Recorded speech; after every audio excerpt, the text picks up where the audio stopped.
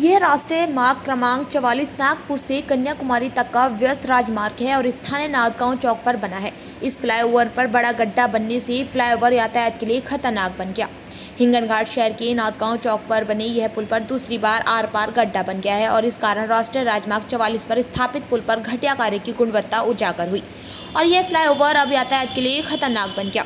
चूँकि इस राष्ट्रीय राजमार्ग पर दिन रात यातायात काफ़ी रहता है, इसलिए पुल पर अचानक ऐसा गड्ढा बन जाना किसी बड़ी दुर्घटना को आमंत्रित देने जैसा है। केंद्रीय परिवहन मंत्री नितिन गडकरी ये पुल बनाने वाली कंपनी के खिलाफ क्या कार्रवाई करेंगे, यह सवाल उठकर खड़ा हुआ है। ऐसी खतरनाक स्थिति में पुल पर बड़ी दुर्घटना की संभावना से इनकार नहीं किया जा सकता। इस पर इन गड्ढों के कारण ठेकेदार द्वारा घटिया निर्माण और भ्रष्टाचार की बात सामने आई है।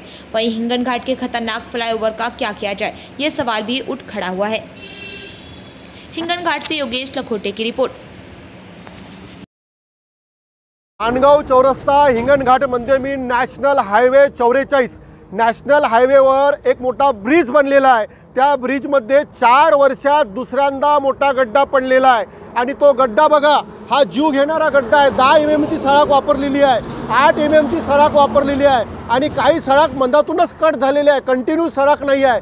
आज बघा, या जर गड्ड्यामध्ये जर कोणी ॲक्सिडेंट झाला, जर एखाद्याची गाडी फसली, जर कोणी मरण पावला, तर त्याचा जबाबदार कोण राहणार आहे। आणि ह्या कॉन्ट्रॅक्टर संग आम्ही कॉन्टॅक्ट केला, तर तो अभद्र भाषेमध्ये आमच्यासोबत बोलून राहिलेला आहे।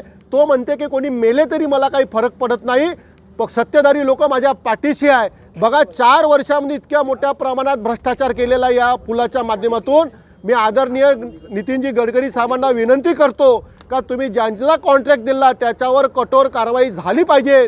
आणि इथं ज्या पद्धतीनं गड्डा पडलेला आहे, हा 4 वर्षात दुसऱ्यांदा गड्डा पडलेला आहे आणि आर पार गड्डा आहे, निकृष्ट दर्जाचं काम झालेलं आहे। याच्यावर चौकशी लावली पाहिजे आणि कारवाई केली पाहिजे, अशी आमची राष्ट्रवादी काँग्रेस पार्टीकडून आम्ही मागणी करतो।